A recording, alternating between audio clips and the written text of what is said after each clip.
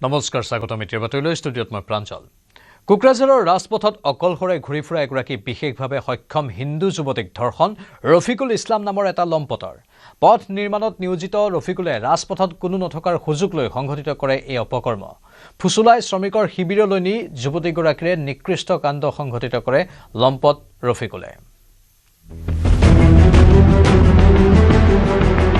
দিন দুপৰতে কুকুৰাঝাৰত জঘন্য কাণ্ড এটা লম্পটৰ কামনাৰ বলি বিশেষভাৱে সক্ষম যুৱতী কুকুৰাঝাৰৰ পাথৰঘাটত পুৱাৰ ভাগতে সংঘটিত হ'ল এই জঘন্য কাণ্ড ৰাজপথত অকলশৰে ঘূৰি ফুৰা এগৰাকী বিশেষভাৱে সক্ষম যুৱতীক ধৰ্ষণ কৰিলে ৰফিকুল ইছলাম নামৰ এই লম্পটটোৱে তথ্য অনুসৰি পাথৰঘাটত আসাম এজেন্সিৰ পথ নিৰ্মাণৰ কামত নিয়োজিত আছিল ৰফিকুল ইছলাম নামৰ লম্পটটো মহৰীৰূপে কৰ্মৰত আছিল ৰফিকুল ইছলামৰ ঘৰ হৈছে ধুবুৰীত পথ নিৰ্মাণত নিয়োজিত ৰফিকুলে পুৱাৰ ভাগতে প্ৰত্যক্ষ কৰিছিল বিশেষভাৱে সক্ষম যুৱতীগৰাকীক পুৱাৰ ভাগত ৰাজপথত কোনো নথকাৰ সুযোগত লম্পটটোৱে ফুসুলাই শ্ৰমিকৰ শিবিৰলৈ লৈ গৈছিল ভুক্তভোগী যুৱতীগৰাকীক তাতেই লম্পট ৰফিকুল ইছলামে নিকৃষ্ট কাণ্ড সংঘটিত কৰিলে বিশেষভাৱে সক্ষম যুৱতীগৰাকীৰ সৈতে আজি মই পাব্লিকৰ পৰা শুনা পাইছোঁ যে তেওঁ একটা মতলব অলপ মাইণ্ডৰ এবনৰ্মেল একটা ছোৱালীক তেওঁ ৰেপ কৰা বুলি ৰাইজে আমাকে জনাইছে মই অহাৰ আগতে পুলিচ অলৰেডি তাক লৈ গৈছে যদি তেওঁ এই কামটো কৰিছে বেয়া কামটো কৰিছে তাকে উচিত বিচাৰ আইনে উচিত শাস্তি দিব লাগে এইটো মই আইনৰ পৰা ৰিকুৱেষ্ট কৰিলোঁ পিছত অসহায় যুৱতীগৰাকীয়ে চিঞৰ বাখৰ কৰাত গোট খালে স্থানীয় ৰাইজে লম্পটটোক কৰায়ত্ব কৰি খুটাত বান্ধি উপৰ্যুপৰি প্ৰহাৰ কৰি পৰৱৰ্তী সময়ত আৰক্ষীক গতাই দিয়ে কি যাই আছে মানুহটা বলে তাক টানি বলে কলত কৰি টানি লৈ যায় তাক কিবা বেয়া কাম কৰিছে ই ভয়তে যাই ইয়াৰ বৌক কৈছে ইয়াৰ বৌ আহিছে পিছত আমি লাহে লাহে ওলাই আহিছো আমি মাইজুৰ কৰিছো কৰাৰ পিছতে মানে কাইবা থানাত ফোন কৰিছে থানাৰ পৰা লৈ আহিছে কিন্তু এইটো আমাৰ বিচাৰ চাই ইফালে দিন দুপৰতে বিশেষভাৱে সক্ষম যুৱতী ধৰ্ষণ কাণ্ডক লৈ উত্তপ্ত হৈ পৰিল কুকুৰাঝাৰ চহৰ দোষীক কঠোৰ শাস্তি প্ৰদান কৰা আৰু ৰাইজৰ হাতত গতাই দিয়াৰ দাবীত কুকুৰাঝাৰ থানাৰ সন্মুখত ৰাইজে সাব্যস্ত কৰিলে উত্তাল প্ৰতিবাদ কুকুৰাঝাৰ বিলাসীপাৰা সংযোগী পথ অৱৰোধৰ চেষ্টা প্ৰতিবাদকাৰীসকলৰ পৰিস্থিতি নিয়ন্ত্ৰণৰ বাবে ঘটনাস্থলীত মোতায়েন কৰিব লগা হ'ল CRPF বাহিনী দোষীক কঠোৰৰ পৰা কঠোৰ শাস্তিৰ দাবী স্থানীয় ৰাইজৰ কুকুৰাঝাৰৰ পৰা সুৰজ বসুমতাৰীৰ report news 18 Assam north east বিশেষভাৱে সক্ষম হিন্দু যুৱতীক ধৰ্ষণক লৈ উত্তপ্ত কুকৰাঝাৰ দোকান বন্ধ নকৰাক লৈ সৃষ্টি হ'ল উত্তপ্ত পৰিস্থিতি ধৰ্ষণ কাণ্ডৰ বিৰোধিতাৰে জনোৱা হৈছিল বন্ধৰ আহ্বান কিন্তু এজন মুছলমান লোকে দোকান খোলা ৰখাক লৈ সৃষ্টি হয় উত্তপ্ত পৰিস্থিতি জয় শ্ৰীৰাম ধ্বনি দি ব্যৱসায়িক প্ৰতিষ্ঠান বন্ধ কৰিবলৈ আগবাঢ়ি অহা লোকক বাধা প্ৰদান কৰে এজন মুছলমান লোকে আৰু বাধা প্ৰদান কৰাৰ পাছতে অধিক বৃদ্ধি পায় উত্তেজনা আৰক্ষীৰ উপস্থিতিত কোনোমতে নিয়ন্ত্ৰণলৈ আহে পৰিস্থিতি ইয়াৰ পূৰ্বে ধৰ্ষণকাৰীক ৰাইজৰ হাতত গতাই দিয়াৰ দাবীৰে ৰাইজে ঘেৰাও কৰে কুকৰাঝাৰ সদৰ থানা আৰক্ষী থানাৰ সন্মুখত উপস্থিত হৈ ক্ষুব্ধ ৰাইজে সাব্যস্ত কৰে উত্তাল প্ৰতিবাদ কুকৰাঝাৰ বিলাসীপাৰা সংযোগী পথ অৱৰোধৰ চেষ্টা কৰে প্ৰতিবাদী ৰাইজে পৰিস্থিতি নিয়ন্ত্ৰণৰ বাবে প্ৰতিবাদস্থলীত মোতায়েন কৰা হৈছিল আৰক্ষী তথা কমাণ্ডো বাহিনী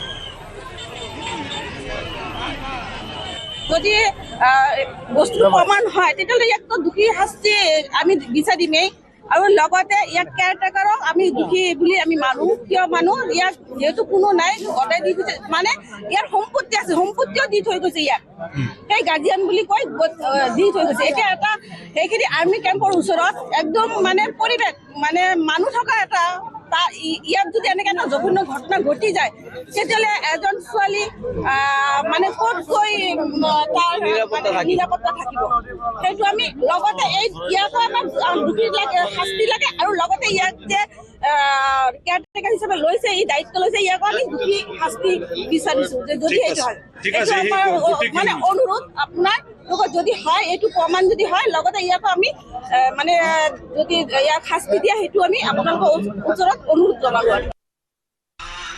ভাল কথা কৈছে এতিয়া মোৰ এইটো ৰিকুৱেষ্ট অলপমান আপুনি পুলিচকে কাম কৰিব দিয়ক এই যে অ্যাকিউজড মানুহ আছে তাকে পুলিচ অলৰেডি ধৰিছে এতিয়া তদন্ত কৰিব দিয়ক আমি যেটো আইনমত দৰকাৰ আছে এটো গোটেইখিনি কৰো আৰু মই নিজে এসএসপি হিচাপত ইয়াতেই আছো আপোনাৰ ৰাইজে সহায়তা কৰিব আৰু কোকৰাঝাৰত প্ৰতিবাদী কাৰ্যসূচীৰ মাজতে নিশা ধুবুৰীৰ বালাজানৰ পৰা সৰলপাৰালৈ বনভোজ খাই উভতি যোৱা এখন বাছলৈ শিলগুটি নিক্ষেপ কৰে দুষ্কৃতিকাৰীয়ে বাছখনত বিদ্যালয়ৰ ছাত্ৰ ছাত্ৰীৰ লগতে শিক্ষক শিক্ষয়িত্ৰী আছিল দুষ্কৃতিকাৰীয়ে শিল নিক্ষেপ কৰি বাছখনৰ কেইবাখনো খিৰিকীৰ আইনা আৰু বিভিন্ন অংশ ভাঙি বিস্তৰ ক্ষতি সাধন কৰে বাছখনৰ চালকৰ লগতে কেইবাগৰাকীও ছাত্ৰ ছাত্ৰী আহত হৈছে দুষ্কৃতিকাৰীৰ শিল নিক্ষেপত ভয়তে আৰ্তনাদ কৰে ছাত্ৰ ছাত্ৰীসকলে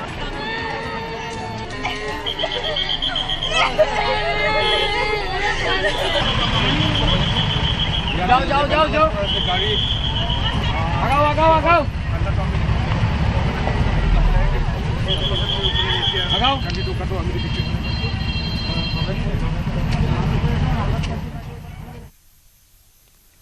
গুজৰাটৰ সোমনাথ মন্দিৰত সোমনাথ স্বাভিমান পৰ্ব মেহমুদ গজনীৰ সোমনাথ মন্দিৰ আক্ৰমণ প্ৰতিহত কৰাৰ 1000 বছৰ পূৰ্তি উপলক্ষে আয়োজন কৰা হৈছে এই পৰ্বৰ সোমনাথ স্বাভিমান পৰ্বত জ্যোতিৰ্লিংগৰ অভিষেক আৰু দৰ্শন পূজন কৰে প্ৰধানমন্ত্ৰী নৰেন্দ্ৰ মোদীয়ে সোমনাথ স্বাভিমান পৰ্বত অংশগ্ৰহণৰ বাবে গুজৰাটত উপস্থিত হোৱাৰ লগে লগে প্ৰধানমন্ত্ৰীক উষ্ম আদৰণি জনোৱা হয় সোমনাথ মন্দিৰত কেইবাটাও বিশেষ অনুষ্ঠানৰ আয়োজন কৰা হয় ৰাজপথৰ দুয়োকাষে প্ৰধানমন্ত্ৰী মোদীক আদৰণি জনাবলৈ স্থানীয় বাসিন্দা আৰু দলীয় কৰ্মীসকলে বৃহৎ সংখ্যকে ওলাই আহে মন কৰিবলগীয়া যে দেশৰ 12টা জ্যোতিৰ্লিংগৰ ভিতৰত সোমনাথ মহাদেৱৰ নাম প্ৰথম প্ৰতিষ্ঠাৰ 1000 বছৰ সম্পূৰ্ণ হোৱাৰ উপলক্ষে চৰকাৰ আৰু মন্দিৰ ন্যাসৰ উদ্যোগত সোমনাথ স্বাভিমান পৰ্বৰ আয়োজন কৰা হৈছে এই উদযাপনৰ অংশ হিচাপে কেইবাটাও ধৰ্মীয় আধ্যাত্মিক সাংস্কৃতিক অনুষ্ঠানৰ আয়োজন কৰা হৈছে সোমনাথত অনুষ্ঠিত ড্ৰোন শ্ব' প্ৰত্যক্ষ কৰে প্ৰধানমন্ত্ৰী মোদীয়ে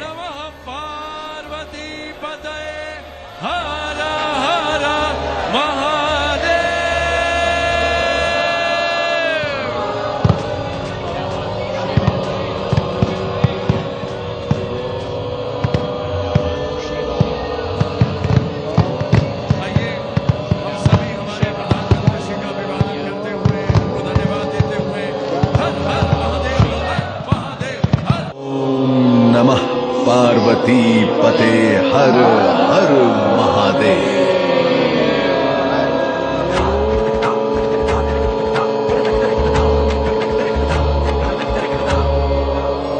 ये गाथा है उस चेतना की जो शाश्वत है जो सनातन है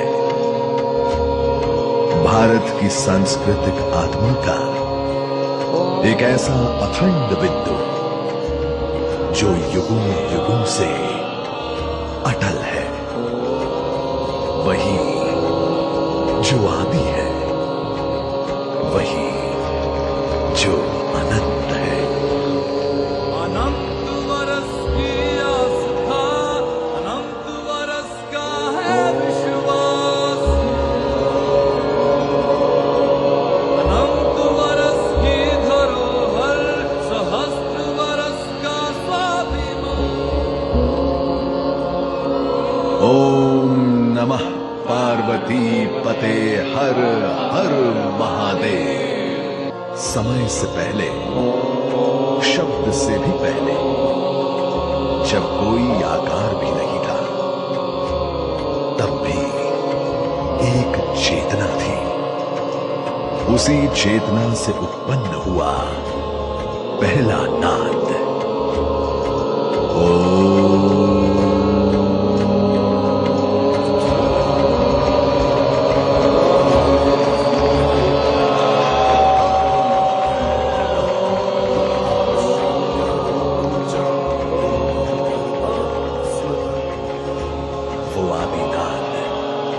जो निरंकार है यही सनातन है भारत की भूमि पर कुछ स्थान केवल भूगोल भर नहीं है इतिहास है सोमनाथ ऐसा ही दिव्य स्थान है समंदर के किनारे आस्था के शिखर पर सोमनाथ का स्वयंभू उदय हुआ। नमामि शमीशान निर्वाण रूपम विभुं व्यापकम ब्रह्मवेद स्वरूपम निजम निर्गुणम निर्विकल्पम निरीहम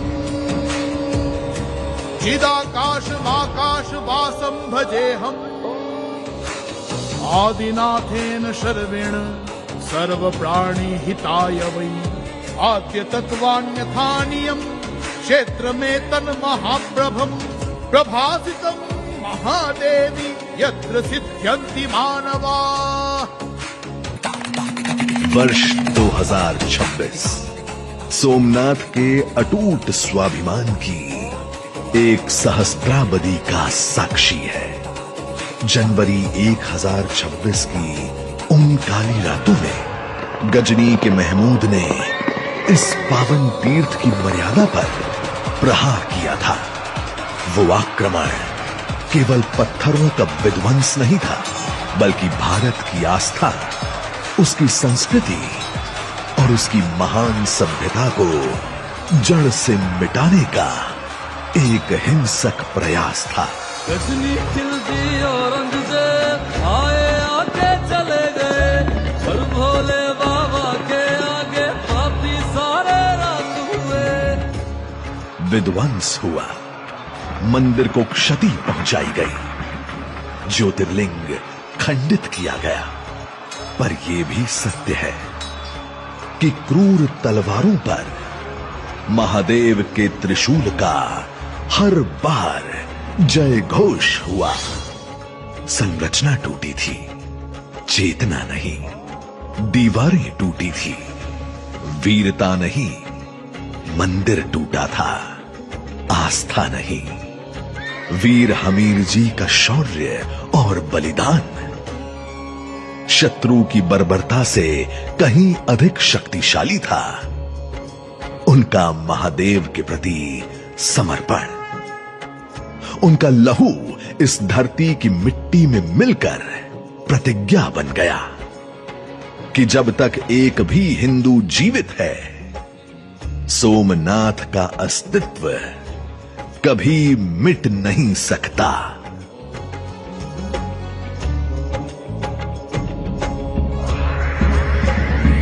जटानवी गलज्जला प्रवाह पावितस्थले गले वलम्ब्य लम्बिता भुजंग तुंग मालिका जटाकटाह संभ्रम ब्रह्मण्यलिम्ब निर्जनि विलोल वीचि वल्लरी विराजमान मूर्धनि जगत् गच्चलल्लाट पट्ट पावके किशोर चंद्रशेखरे रति प्रतिक्षणं मम धराधरेन्द्र नंदिनी विलासवन्तु कुमार पाल संतति प्रमोदमान मानसे कृपाकटाक्ष धोरणी निरुद्ध दुर्धरापति क्वचित् दिगंबरे मनो विनोद में तु वस्तुनि। हर हर महादेव, हर हर महादेव, हर हर महादेव। खिंगारा, अहिल्याबाई और हजारों के पुरुषार्थ से हर बार हुआ सोमनाथ का।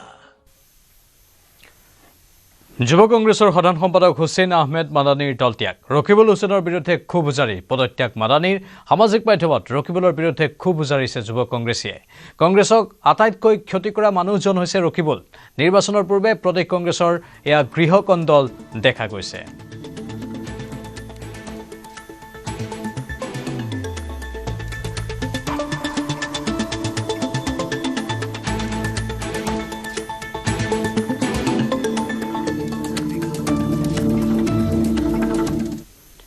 প্ৰদেশ কংগ্ৰেছৰ সভাপতি গৌৰৱ গগৈৰ পাকিস্তান লিংকক লৈ পুনৰ ডেডলাইন দিলে মুখ্যমন্ত্ৰী হিমন্ত বিশ্ব শৰ্মাই। মুখ্যমন্ত্ৰীৰ নতুন ডেডলাইনৰ পিছতে ট্ৰেইলাৰ বহুত দেখিলো, এতিয়া মূল ছবি দেখুৱাওক বুলি কটাক্ষ কৰিলে বিৰোধী দলপতি দেৱব্ৰত শইকীয়াই। জানুৱাৰী মাহতে ফাদিল হ'ব গৌৰৱ গগৈৰ পাকিস্তান লিংক। গৌৰৱ গগৈৰ পাকিস্তান লিংকক লৈ মুখ্যমন্ত্ৰীৰ নতুন ডেডলাইন। জানুৱাৰী মাহৰ ভিতৰতে আপোনালোককো গোটেই যিমানখিনি দলিল বা কাগজ আপোনালোকক দিব পাৰোঁ আমি দিম, আৰু আমি কেছটো আমি ৰেফাৰ কৰি দিম ভাৰত চৰকাৰলৈ।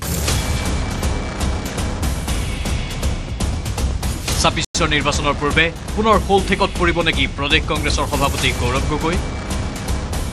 গৌৰৱ গগৈক শোলঠেকত পেলাবলৈ নিৰ্বাচনৰ প্ৰাক্ষণলৈ অপেক্ষা কৰিছে নেকি মুখ্যমন্ত্ৰী হিমন্ত বিশ্ব শৰ্মাই?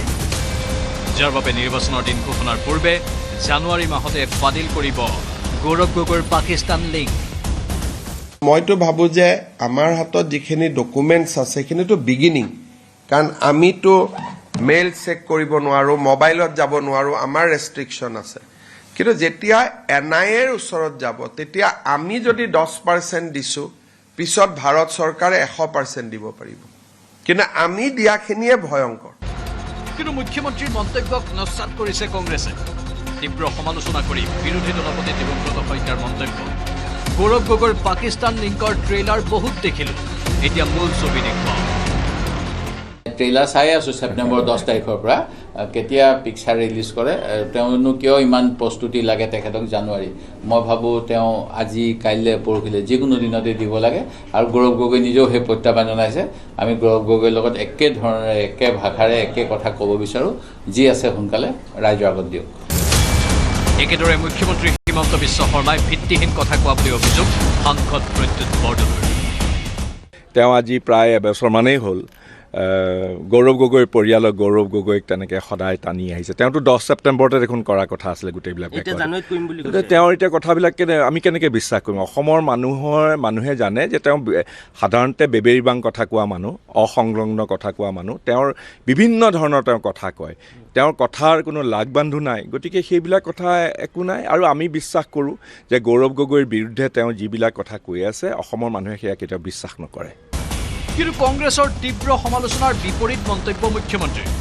অসমীয়াৰ প্ৰাণৰ শিল্পী জুবিন গাৰ্গৰ মৃত্যুৰ বাবে গৌৰৱ গগৈ আৰু তেওঁৰ পত্নী সন্দৰ্ভত SITৰ প্ৰতিবেদন ৰাজহুৱা কৰাত বিলম্ব হ'ল। সময় সুবিধা আৰু চোৱাটো খুবেই প্ৰয়োজনীয় আছিল। ছেপ্টেম্বৰ মাহতে আমি এইখিনি উলিয়াই দিব খুজিছিলোঁ, কিন্তু 19 তাৰিখতে দুৰ্ঘটনাটো ঘটি গ'ল। নহ'লে মই 10 ছেপ্টেম্বৰ মেক্সিমাম 20-22 তাৰিখে দি দিলোহেঁতেন। বাৰে বাৰে মুখ্যমন্ত্ৰীয়ে কৈ আহিছে, সময়ৰ সময়ত পৰাত তেওঁ সিদ্ধহস্ত। গৌৰৱ গগৈৰ পাকিস্তান সংযোগক লৈ সকলো তথ্য সময়তেই ৰাজহুৱা কৰিব মুখ্যমন্ত্ৰীয়ে। মুখ্যমন্ত্ৰীয়ে কোৱাৰ দৰেই যদি SITৰ প্ৰতিবেদন প্ৰকাশ পায়, তেনেহ'লে নিৰ্বাচনৰ পূৰ্বে গৌৰৱ গগৈৰ লগতে কংগ্ৰেছ দলটো যে তীব্ৰ প্ৰত্যাহ্বানৰ সন্মুখীন হ'ব সেয়া নিশ্চিত। বলেন ভট্টাচাৰ্যৰ ৰিপৰ্ট, নিউজ 18 অসম।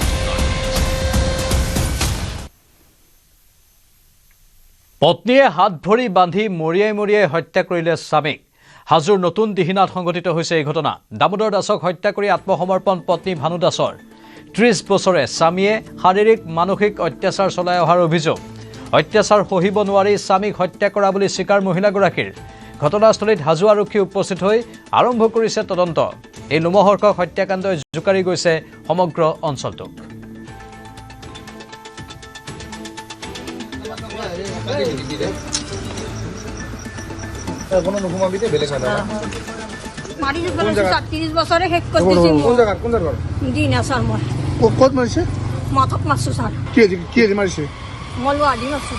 তেখেত অলপ ৰাগিয়াল মানুহ বুলি, খঙাল মানুহ বুলি জানো আৰু মদ্যপান কৰিছিল, কেতিয়াবা কৰে বুলি শুনো আৰু। ওচৰত দেখা পালো, অকমান দূৰৰ পৰা চাইছো তো, এখন দাও পৰি আছে আৰু কিবা কাৰণে আছে কিন্তু দামোদৰ দাস। জোনাই আৰক্ষী থানাত বিলাসী বাহনৰ লানি। অৰুণাচলৰ পাছিঘাটৰ পৰা উদ্ধাৰ কেইবাখনো চুৰি গাড়ী। গুৱাহাটীৰ ৰূপজ্যোতি দাসে চুৰি গাড়ী বিক্ৰী কৰাৰ অভিযোগ। ভুৱা পৰিচয়েৰে গাড়ী ভাড়ালৈ নি বিক্ৰী কৰে অৰুণাচলত। গুৱাহাটীৰ কেইবাজনো লোকৰ পৰা ভাড়াত লৈছিল গাড়ী। বেংকে গাড়ীসমূহ নিলামত বিক্ৰী কৰা বুলি কৈ বিক্ৰী কৰে গাড়ী। অতি কম দামতে অৰুণাচলত বিলাসী গাড়ী বিক্ৰী কৰি আহিছিল। গাড়ীৰ স্বত্বাধিকাৰীসকলে কোনো সুংসূত্ৰ পোৱা নাছিল ৰূপজ্যোতিৰ। অভিযুক্তৰ সন্ধান নাপাই হাতীগাঁও থানাত তৰিছিল গোচৰ। হাতীগাঁও আৰক্ষীয়ে জোনাই আৰক্ষী থানাক খবৰ দিয়াত পোহৰলৈ আহে এই ঘটনা। যিখিনি গাড়ী মিছ এপ্ৰপ্ৰিয়েট কৰিছিলে, অসমৰ বিভিন্ন জেগাৰ পৰা কিছুমান গাড়ী আনি অৰুণাচলত চলাই আছে। আৰু গৰাকীসকলে মানে তেওঁলোকে কমপ্লেইন কৰিছে বিভিন্ন থানাত। তো সেইমৰ্মে আমি খবৰ পাই আমি পাছিঘাটত কিছুমান অনুসন্ধান কৰিলোঁ। আৰু অনুসন্ধান কৰি পাছিঘাট আৰক্ষীৰ সহযোগত আমি ইতিমধ্যে 9খন গাড়ী আমি ৰিকভাৰ কৰি আমাৰ জোনাই থানালৈ আনিছোঁ। আমি আৰু ইয়াৰ পৰৱৰ্তী আৰু অনুসন্ধান চলিব। আৰু সেইমৰ্মে আমি গাড়ী বিবিধ ব্যৱস্থা ল'ম। আৰু গাড়ীসমূহ বিভিন্ন জেগা, অসমৰ গুৱাহাটী, মঙলদৈ, এনেকৈ বিভিন্ন ঠাই আছিলে আৰু। ৰূপজ্যোতি দাসে লৈছিলে HSBC বেংকত চলিব বুলি কৈ পেলাই তাৰ পৰা গাড়ীখন চলি আছিলে মোৰ GPS কাটা নাই মোৰ এইখন গাড়ী এই স্কৰপিঅ N হয় এইখন গাড়ী দিয়া আছিলে এইখন গাড়ী দিয়াৰ পিছত এইখন GPSটো লাগি থকাৰ কাৰণে আজি গাড়ীখন পালো আৰু জোনাই থানাৰ পৰা পালো তাতে পাছিঘাট থানাও বাৰু সাপোৰ্ট কৰিছে এগ্ৰিমেন্ট ফেল হোৱাৰ পিছতো সেই এগ্ৰিমেন্ট বনাই দিছো আজি দিছো পইচাবিলাক দিয়া নাছিলে কাৰণে গাড়ী ঘূৰাই খুজিছিলো তাৰ পৰা এখন গাড়ী আছে আমাৰ ইটানগৰৰ গাড়ীখন এতিয়ালৈকে ৰিকভাৰী হোৱা নাই কিন্তু গাড়ীখনটো হেৰুৱা নাছিলে আমি 26 তাৰিখৰ পৰা মানে মিছিং হৈ আছিলে মানুহজন তো তেতিয়া আমি মানে ৱাইফেও ক'লে ৰূপজ্যোতি দাস আৰু হাতীগাঁও থানাত মানে FIR দিয়া আছিলে তো সেনেকে গম পাই পেলাই আমি ভাবিলো যে গাড়ীকেইখনটো আমি ৰিকভাৰী কৰিব লাগিব যেহেতু আমি এটা তেও মানে নৰ্থ ইষ্টৰ ক্লাষ্টাৰ হেড বুলি কৈছিলে HSBC বেংকৰ নিৰ্বাচনৰ পূৰ্বে তুংগত উঠিছে ৰাজনৈতিক নেতাৰ মুখচুপতি এইবাৰ নিজকে উজনিৰ ৰজা বুলি মুখ্যমন্ত্ৰীক চেলেঞ্জ দিলে অখিল গগৈয়ে শিৱসাগৰ সমষ্টিত অখিল গগৈৰ বিৰুদ্ধে নিৰ্বাচন খেলিবলৈ মুখ্যমন্ত্ৰীক প্ৰত্যাহ্বান অখিলৰ উজনিৰ ৰজা কোন উজনিত মই আছো মই অখিল গগৈ আছো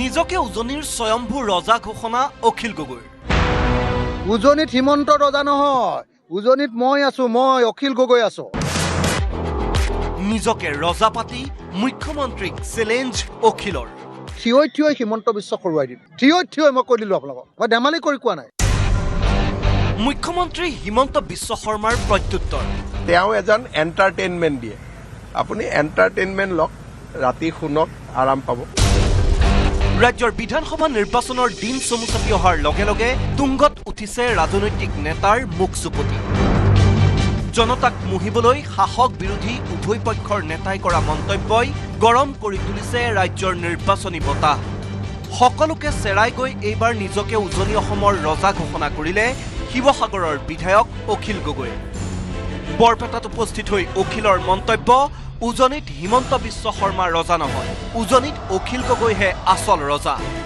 উজনিত জিকিব পাৰিব নেকি উজনিত হিমন্ত ৰজা নহয় উজনিত মই আছো মই অখিল গগৈ আছো হিমন্ত আহক উজনিত থিয় কৰোৱাই দিম একেদিনাই কান্দিব লাগিব আৰু একেদিনাই অসমৰ ৰাজনীতিৰ পৰা হিমন্ত বিদায় ল'ব লাগিব ইফালে 2026ত শিৱসাগৰ সমষ্টিত অখিল গগৈৰ বিৰুদ্ধে নিৰ্বাচন খেলিবলৈ মুখ্যমন্ত্ৰীক প্ৰত্যাহ্বান জনালে ৰাইজৰ দলৰ সভাপতিজনে হিমন্ত বিশ্ব শৰ্মাক মই চেলেঞ্জ কৰিছো কোনোবা মুখ্যমন্ত্ৰী হিমন্তক অন্য কোনোবা মানুহে চেলেঞ্জ কৰিব পাৰিব নেকি আহক বুলি ইলেকশ্যন খেলিবলৈ ময়ে অসমৰ একমাত্ৰ মানুহ মই চেলেঞ্জ কৰিছো শিৱসাগৰলৈ হিমন্ত আহক মই থিয় হিমন্ত বিশ্ব শৰ্মাক হৰুৱাম অখিল গগৈয়ে নিজকে স্বয়ম্ভু ৰজা ঘোষণা কৰি মুখ্যমন্ত্ৰীক চেলেঞ্জ দিয়াক লৈ প্ৰতিক্ৰিয়া প্ৰকাশ কৰি মুখ্যমন্ত্ৰীয়ে ক'লে তেওঁ ৰজা হৈ থাকক আমি প্ৰজা হৈ থাকিম কেৱল ইমানেই নহয় অখিল গগৈক এজন ভাল এণ্টাৰটেইনাৰ বুলি তাচ্ছিল্য মুখ্যমন্ত্ৰীৰ তেওঁ ৰজা হৈ থাকক মোৰ কোনো আপত্তি নাই আমি প্ৰজা হৈ থাকিলে হ'ল তেওঁ ৰজা হৈ থাকিলে ভাল আমি প্ৰজা হৈ থাকিলে ভাল তেওঁ এজন এণ্টাৰটেইনমেণ্ট দিয়ে আপুনি এণ্টাৰটেইনমেণ্ট লওক ৰাতি শুনক আৰাম পাব অখিল গগৈয়ে নিজকে উজনিৰ ৰজা পতাৰ সন্দৰ্ভত ৰাজ্যিক বিজেপিৰ সভাপতি দিলীপ শইকীয়াৰ টিপ্পনী মিয়াৰ ভোট নাপাব বুলি টোপনি নহা হৈছে অখিল গগৈয়ে দেখুৱাইহে উজনিৰ কথা কয় কিন্তু ভোটৰ বাবে নামনিকহে প্ৰাধান্য দিয়ে খিলঞ্জীয়া মানুহৰ স্বাৰ্থৰ কাৰণে চিন্তা কৰা এওঁলোকৰ সময় নাই মিয়াৰ ভোট কাটা যাব নালাগে এওঁলোকৰ কথা এইটোৱে মিয়াৰ ভোট কাটা গ'লে এওঁলোকৰ টোপনি নোহোৱা অখিল গগৈ টোপনি নোহোৱা হৈছে বুলি কৈছে হ'ব পৰা নাই মই সেইকাৰণে হ'ব পৰা নাই ক'ৰবাত মিয়াৰ ভোট কাটা যাব পৰা নাই নিৰ্বাচনমুখী ৰাজ্যত এনেদৰে এতিয়া নেতাই নিজকে পাতিছে ৰজা কোনোবাই কাৰোবাক সাজিছে বহুৱা পিছে জনতা জনাৰ্দনৰ বাছনিত উঠিবই বা কোন হীৰকজ্যোতি মালাকাৰ আৰু বিষ্ণু শইকীয়াৰ report news 8 Assam north east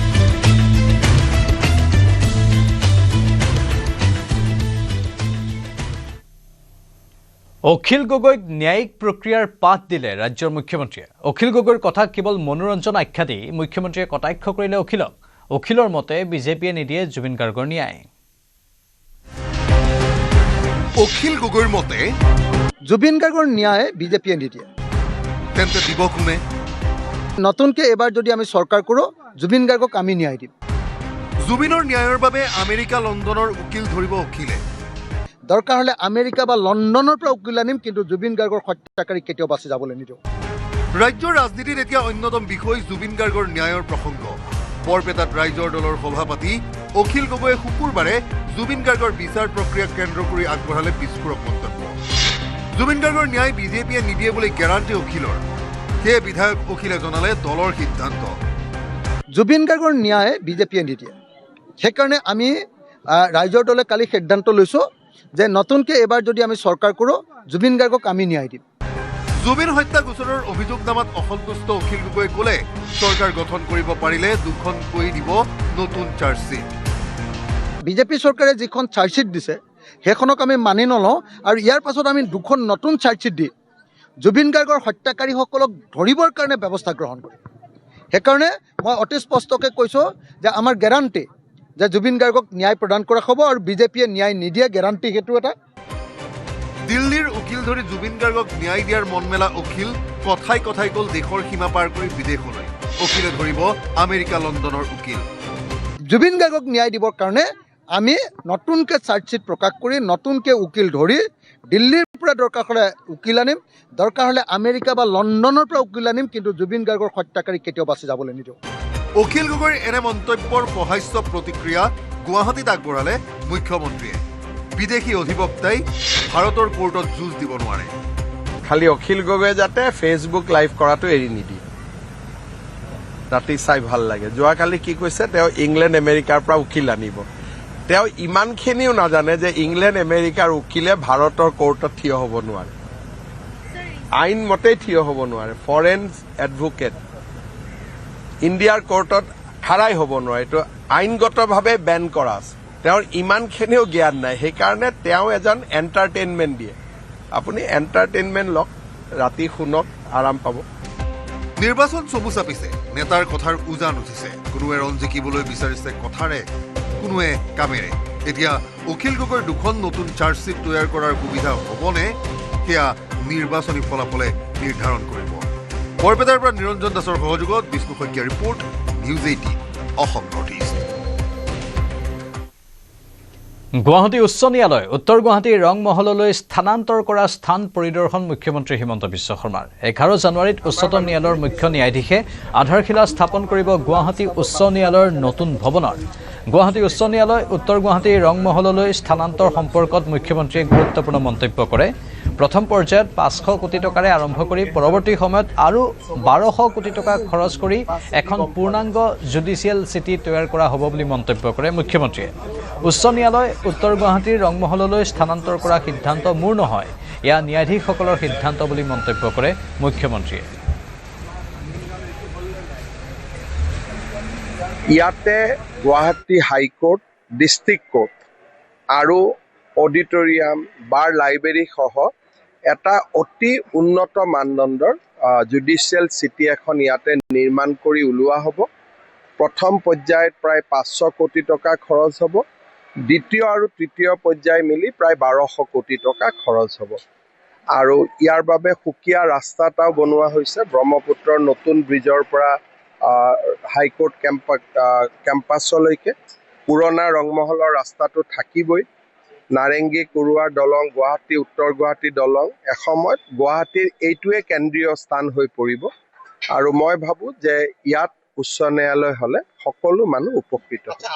যিসকলে আন্দোলন কৰি আছে তেওঁলোকে মনত ভাবিছে যে কোৰ্টখন তেওঁলোক আহিব লাগিব, কিন্তু এই কোৰ্টখন অসমৰ নিউ জেনেৰেশ্যন, নৱপ্ৰজন্মৰ কাৰণে বনোৱা হৈছে।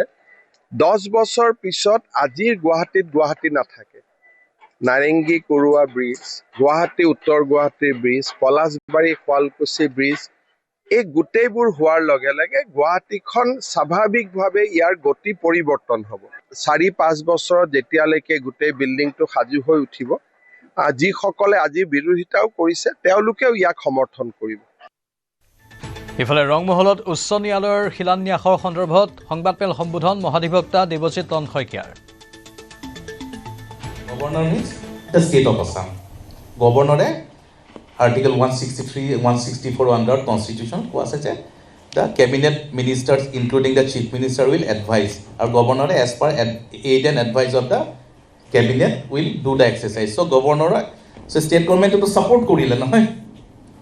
So there is 100% compliance of the legal provision. Court ৰেফাৰেণ্ডামৰ কথা আছে এইটোৰ কোনো মিনিং নাই এইটো এটা ফিউটাইল এক্সাৰচাইজ ইউজলেছ এক্সাৰচাইজ এইটোৰ পৰা কোনো মিনিং নোলায় কোনো ইয়াৰ পৰা কোনো নেৰেটিভ ক্ৰিয়েট নহয় কোনো ডাইৰেকশ্যন দিব নোৱাৰে এইটোৰ পৰা যদি এইটো এটা প্ৰচিডিঅ'ৰ বুলি ক'লো হয় এটা লিগেলি এষ্টাব্লিছড বা এক্সিষ্টিং প্ৰচিডিঅ'ৰ তেতিয়াহ'লে বেলেগ কথা আছিলে এই প্ৰচিডিঅ'ৰে নাই জাষ্ট টিভিৰ আগত ক'বলৈ বহুত সংখ্যক এডভকেটে এনেকুৱা কৈ আছে অমুকে কৈ আছে সেই ধৰণৰ কথা ক'বৰ কাৰণে এইবিলাক কিছুমান ভেকু ভাওনা চলি থাকে আৰু এইটো চলি থাকক কোনো আপত্তি নাই আগন্তুক সময়ত নতুন এডভকেট নতুন জেনেৰেশ্যনৰ এডভকেট পজিটিভ থিংকিং এডভকেটে এইটো স্বাগতম জনাব আৰু যদি আজি কোনোবাই ভাবিও আছে যে এইটো বেয়া হ'বলৈ গৈছে যোনদিনাখন সেইটো হ'বগৈ সকলোৱে তাক আঁকোৱালি ল'ব এই মুহূৰ্তৰ এক ব্ৰেকিং নিউজ 18ৰ ধাৰাবাহিক বাতৰিৰ প্ৰভাৱ ব্লগাৰ চাহুদ্দিন আৰু সমৰ্থক আমিৰুদ্দিনৰ বিৰুদ্ধে গোচৰ ৰুজু বিধায়ক মুখ্যমন্ত্ৰী প্ৰধানমন্ত্ৰীৰ বিৰুদ্ধে কৰিছিল বিৰূপ মন্তব্য মোৰাজাৰ থানাত দুয়োৰে বিৰুদ্ধে গোচৰ ৰুজু শফিকুৰ ৰহমান নামৰ চাৰিং পথাৰৰ লোকজনে দিয়ে গোচৰ ব্লগাৰ চাহুদ্দিনৰ পাছপোৰ্ট বাতিলৰ দাবী উত্থাপন কৰা হৈছে পুনৰ জনাইছো এক গুৰুত্বপূৰ্ণ খবৰ নিউজ 18ৰ ধাৰাবাহিক বাতৰিৰ প্ৰভাৱ পৰিছে ব্লগাৰ চাহুদ্দিন আৰু সমৰ্থক আমিৰুদ্দিনৰ বিৰুদ্ধে গোচৰ ৰুজু হৈছে বিধায়ক মুখ্যমন্ত্ৰী আৰু প্ৰধানমন্ত্ৰীৰ বিৰুদ্ধে এইগৰাকী ব্লগাৰে কৰিছিল বিৰূপ মন্তব্য মোৰাজাৰ থানাত দুয়োৰে বিৰুদ্ধে গোচৰ ৰুজু কৰা হৈছে শফিকুৰ ৰহমান নামৰ চাৰিং পথাৰৰ লোকজনে দিয়ে গোচৰ ব্লগাৰ চাহুদ্দিনৰ পাছপোৰ্ট বাতিলৰ দাবী উত্থাপন কৰা হৈছে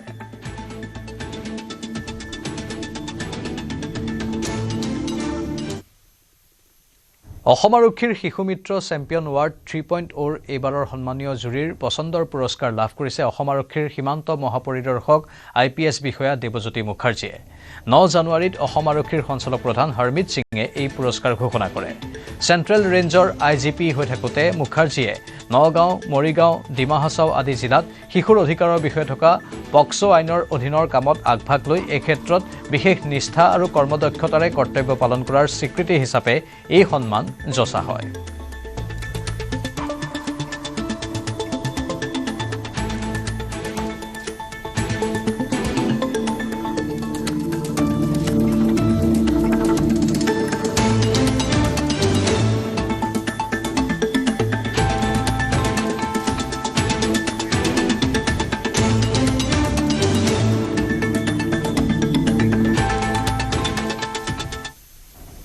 এতিয়া চাওঁ আহক হেডলাইন্স আগবঢ়াইছে এভৰিডে মছলা দেশৰ সোৱাদ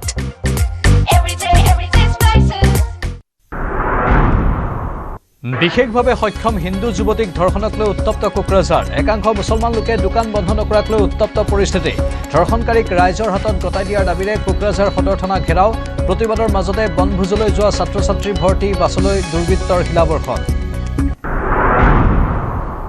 গুজৰাটৰ সোমনাথ মন্দিৰত সোমনাথ স্বাভিমান পৰ্ব মেহমুদ গজনীৰ সোমনাথ মন্দিৰ আক্ৰমণ প্ৰতিহত কৰাৰ 1000 বছৰ পূৰ্তি উপলক্ষে এই পৰ্বৰ আয়োজন জ্যোতিৰ্লিংগৰ অভিষেক আৰু দৰ্শন পূজন প্ৰধানমন্ত্ৰী নৰেন্দ্ৰ মোদীৰ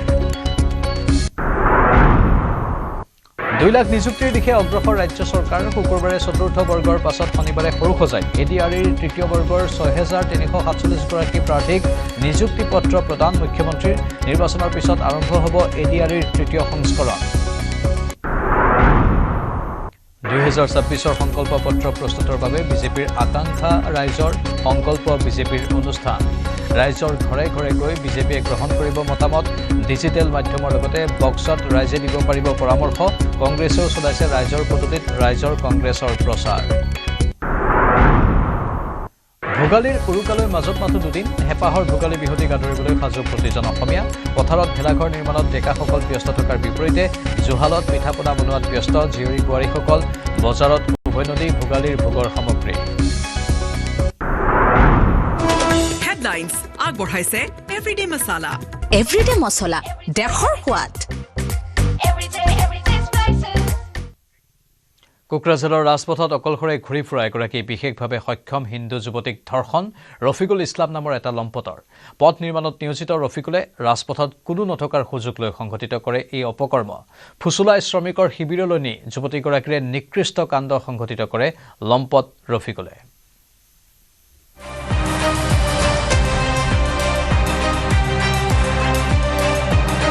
ৰাইজৰ পৰামৰ্শৰে প্ৰস্তুত হ'ব বিজেপিৰ সংকল্প পত্ৰ 5টা ডিজিটেল উপায়েৰে বিজেপিয়ে গ্ৰহণ কৰিব পৰামৰ্শ মিছ কল দিয়েই জনাব পাৰিব ৰাইজে বিচাৰে কি পোনপটীয়াকৈ ৰাজ্যিক বিজেপিৰ সৈতে যোগাযোগৰ বাবে ফোন নম্বৰ মুকলি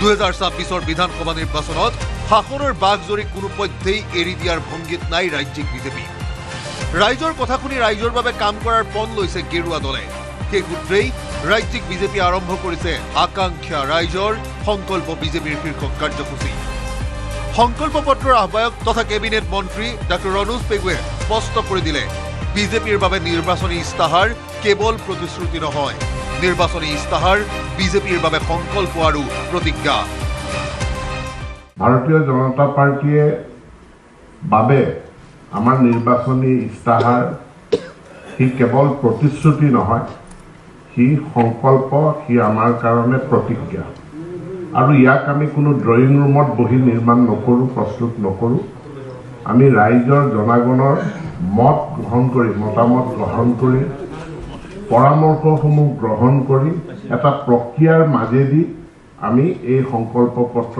প্ৰস্তুত কৰোঁ দুটা পৰ্যায়ত সংকল্প পত্ৰ তৈয়াৰ কৰিব বিজেপিয়ে প্ৰথম পৰ্যায়ত ডিজিটেল মাধ্যমৰ জৰিয়তে জনমত ল'ব বিজেপিয়ে দ্বিতীয় পৰ্যায়ত বিজেপি যাব ৰাইজৰ ঘৰে ঘৰে প্ৰথম পৰ্যায়ৰ শুভাৰম্ভণিৰে মিছ কল নম্বৰ মুকলি কৰিলে বিজেপিয়ে এই নাম্বাৰটো হ'ল 7002 126 126 126টা বিধানসভাৰ 126খন আসন আছে গতিকে এই বিশেষ নম্বৰ 126 126 আৰু ইয়াক মিছ কল দিয়াৰ লগে লগে তেওঁলোকে এটা লিংক পাব যিটো লিংক SMS জৰিয়তে তেওঁলোকে এটা লিংক লাভ কৰিব আৰু সেই লিংকটো ক্লিক কৰিলে তেওঁলোকে এটা ৱেবছাইটৰ এখন ফৰ্মলৈ গুচি যাব আৰু ফৰ্মত তেওঁলোকে নিজৰ নাম ফোন নম্বৰ আৰু তেওঁৰ কি জিলা সমষ্টি সেইটো উল্লেখ কৰি তেওঁৰ মতামতখিনি তাতে লিখিতভাৱে তেওঁলোকে দাখিল কৰিব পাৰিব